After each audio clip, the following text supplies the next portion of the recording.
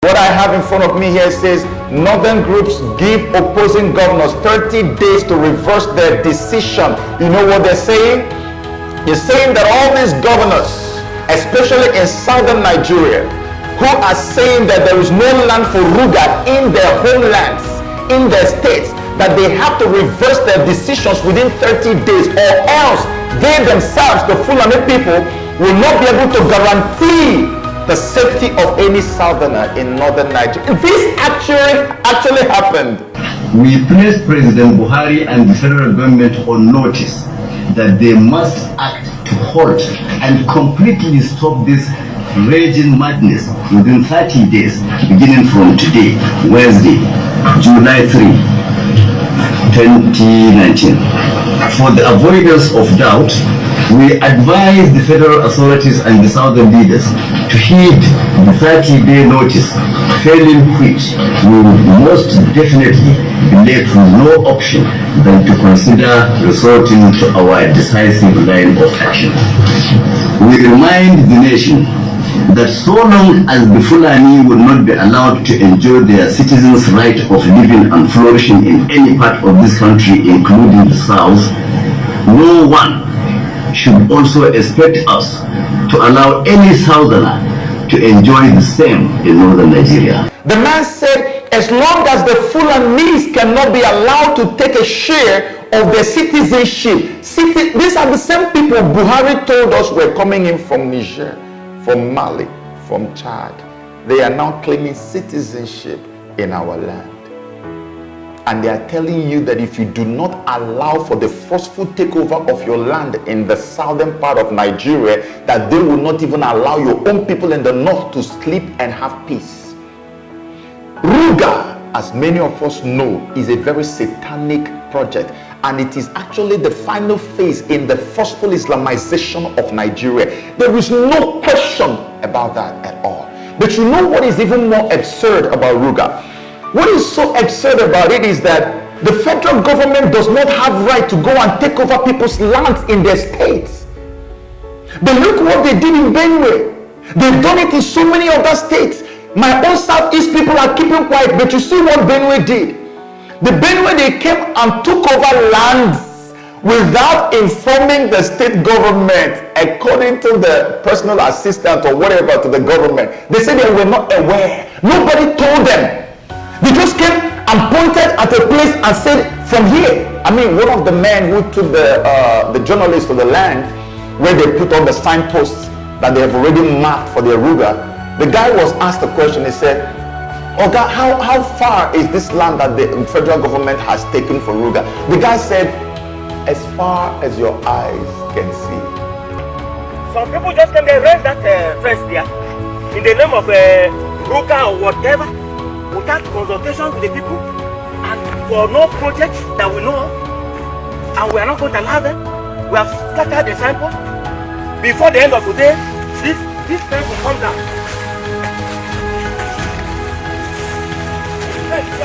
Come down. And there's no dimension to it. It's endless. So they came to this land and there's no measurement. No measurement. As far as they just started doing their fencing. So how long is the fence? Because I see it started from here down there. As long as you can go. As long as you can go. Can you even believe that this is happening in the 21st century? Federal government does not have right over lands that are in the states. So this is stealing, broad daylight robbery. This is banditry happening before our eyes. And they are saying that if you don't allow them to steal your land, that they will not allow your people to drink and drop their cups up there in the north. This actually happened. This is a press release. These people want to destroy us. You know what is happening? I saw another video again when they heard in the news that some Fulani men were escorted out of a village in Enugu State. Immediately, they summoned the governor. Nobody was killed though. No cow was killed. Immediately, the governor had to go there to reassure them that there was no troubles. And at that meeting, A Fulani man made a statement that many people are not paying attention to. He said, this is the place where we all grew up, where we were born, and our forefathers were born here too. That statement might come to you like a simple thing. You know what he's trying to let you know? He's trying to let you know that they are also part of the people who own the land here. I must have to tell you that in Enugu State, where we are born, and our forefathers were born in Enugu State, we've been enjoying that peaceful coexistence. And when you come on board, you improve on that. You brought us close to the government. So we are here to say that mischief makers will not succeed, inshallah, in Enugu State. This is what we have walked ourselves into. Are you surprised he's saying that, knowing that Fulani people have gone on radio, on TV live, and told Governor Otom of Benue State that he has no right whatsoever to challenge their rights to ownership of lands in that place. They actually told the governor that they were in Benue State before them, the owners of the land. Watch what is going to happen if we let this go. Very soon, Fulanis will begin to change the history and let us know that Fulanis were in Enugu State before the indigenes of Enugu State. This is how it begins. He's already telling you our forefathers. That's why the governor has made one of them an SA. He's a special advisor to the governor, a Fulani man. And I don't have a problem with that. I mean, there was a time that a former governor of Kano State took some Igbo people and put him in the government. I don't have a problem with that. But you know what? The Igbo man will never wake up any day and want to kill you and take over your land. Never. He will never do that. But look at the set of people we are dealing with. Very soon they will tell you we are large in number now, so we need somebody to represent us more in government, not just SA position. We need a deputy governor. They will start using deputy governorship positions and be giving it to Fulani people. That slot will soon begin to go to Fulani people if we don't do anything. And the moment a Fulani man becomes a deputy governor, you can rest assured that your life is at risk. Before you know what is going on, they take you out and they're going to take over. And from that moment they take over, they change everything in that state. It becomes constitutionally and officially a Fulani state. Sharia then comes in immediately. In Abia State, you know what happened? Fulani men went into somebody's farm. After destroying the farm, I think the people got angry and killed, I think, 1 or 2 cows. The governor of the state immediately sent money to go and give to Fulani to pay for their cows. I hope that governor had paid fully for all the things that were destroyed, because normally they would never do that. They went quickly from the government office. A man was sent to go and give money to the chief to give to the Fulani men for their cow that died, so that there is peace. This actually happened. As if that was not enough, Governor Wike said that there is no questions that Rivers State is a Christian state. Again, they came after him. That Wike is misguided. That it is wrong for him to say that Rivers State is a Christian state. Eastern Nigeria, we are 98 to 99% Christians. Are you kidding me? And you're telling the man he has no right to say that Rivers is a Christian. So you want to start by secularizing Rivers State and then Islamizing it. When you have 12 states in the northern part of Nigeria who are already under Sharia, full-blown Sharia, and when a state is under Sharia, you cannot open your mouth to utter and say that this is even a secular state, not to talk of anything else. If you do that, you're going to lose your life. So it's okay to have Sharia states, 12 of them up north, but you cannot open your mouth to utter the word Christian state in the south. Do you see how these people are exposing themselves? Is there still anybody who is still asleep, who does not understand what is going on? That we are under bondage, that we are headed for a major disaster. Is there anybody who is still in doubt? These are the things that were up in my mind. This was why I put out the video I put out concerning the Koza rape situation. This is it happening right now. You see why I told you to forget about Koza and begin to protest the Ruga? You see why I said that?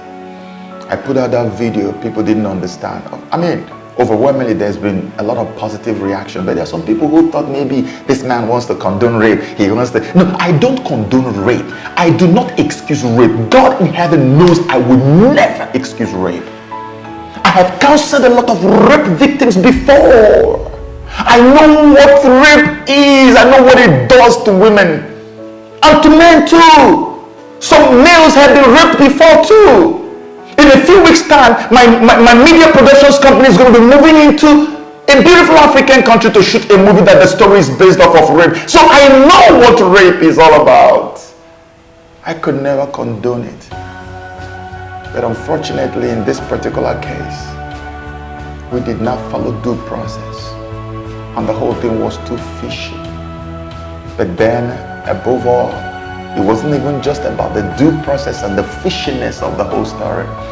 It was the fact that I was so sure, and I am still very sure, that all these things are being orchestrated to form what you call a satanic distraction from the real thing. Did you see that the Fulanis have been so quiet while Buhari was busy frantically implementing his Ruga project? The moment America showed up and pressure began to come and he suspended it, boom! It took them just 24 hours or less or more just to come out and begin to make a video. They are threatening us that we must allow them to do Ruga. And we are busy talking about protesting Koza. And Christians are falling for this nonsense. That's why I put out that video. You can see it for yourself now. We are in danger. This is a dire strait. Let me tell you before I close this video. Let me tell you why this Ruga, this Koza thing was brought up. You know, Turkey was 100% a Christian nation before it was conquered. Today, Turkey is 99.7% Muslim. The book of Ephesians you have in the Bible is located in present day Ephesus is located in present day Turkey. You remember that part of Revelation where we have the letter to the 7 churches of Revelation? Those 7 churches are located in present day Turkey. There's a church, it was supposed to be the oldest and the biggest ancient church of all times. It was built by St. Peter that you read about in the Bible. I think it was called St. Sophia or Hagia Sophia Church. The moment the Ottoman Turkey guys took over, they went to that beautiful edifice and turned it into a mosque. Why did they do that? Whenever Islam conquers a region, the first thing they do is that they remove all the signposts and landmarks that point to Christianity or anything or any other religion, and then begin to change them into ones that point to Islam. Landmarks mean the word to them. And as far as they are concerned, Nigeria already technically has fallen to Islam. You do not know that. That is why Buhari brought about Ruga. Ruga is the final phase. There's no way he would have introduced Ruga if they didn't know or believe that Nigeria has completely fallen to the caliphate in its entirety. And so if Nigeria has fallen to the caliphate, what that means is that Abuja is not your national capital. Abuja in reality is the Caliphate Islamic capital of Nigeria.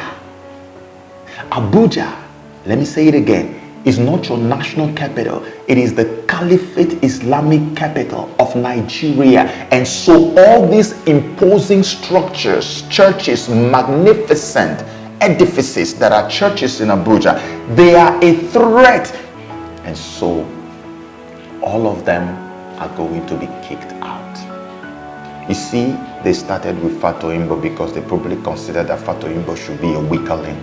They had to dig into something that allegedly happened 20 years ago. And some people were busy going for protests, but you do not know that when they are done with Fatoyinbo, they are going to move over to Paul Enenche, and they're going to move over to Bishop Abioye of Unas Chapel. They're going to move over to all of them one by one. They've got stuff on each and every one of these people. Something they're going to hold on to. And they're going to end up using Christians to bring fellow Christians down. And when they are done, they will do what? They will laugh at you and then change all the signposts everywhere. That's why, look at all the people who protested Ruga. Most of the people at the forefront of the protest were Muslims, wearing burqa and all kinds of stuff. They were Muslims. Whenever there is an update or breaking news on this whole Timi Busola rape issue, it's always on a Facebook page or website of a Muslim. Why are they so interested? And you did not even understand that you're flowing with it. You don't understand what is happening. The guys are smarter than us. Christians, wake up. Wake up. We are in danger. When they finish with Abuja, pastors, they're going to come to Lagos, because you know Lagos now has gotten an emir. The caliphate has landed in Lagos, and whenever they land, it means that conquest has happened. So when they finish there, you see, these things sound a little too preposterous, like it's too big. How can this even happen? That was how we were thinking that Boko Haram would never leave Northeast. That's how we were thinking that Fulani would never get to Middle Belt. Okay, what happened today? We were thinking, oh, like, how can they even ever enter the South? Do you remember 2 years ago when people were saying this thing happening there will never happen in the South? They have finished with Middle Belt. They are now in southwest of Nigeria. And now they are so interested in Eastern Nigeria because that's where all the oil is. That's why you see all our governors are being hounded and threatened, all of them. From Ebonyi State to Enugu State to Abia State to Rivers State. Look at what happened during elections in Rivers. These people are not relenting. We are the ones who are making excuses for them. We are trying to explain their wickedness every day rather than standing up to these people and taking over. We are defending their madness. These guys want to wipe us off, especially my own people in Eastern Nigeria. They want to deal with us. We have to go back to the drawing book right now and plan and pray.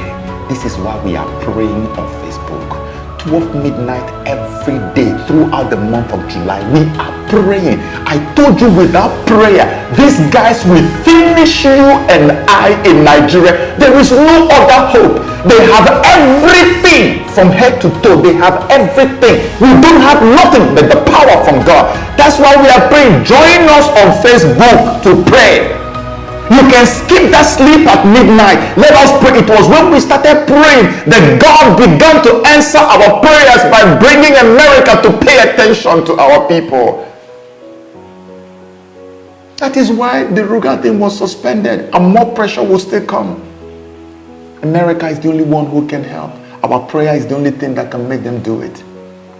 Are you going to pray? Or are you going to continue whining and protesting? May God help his church. Amen.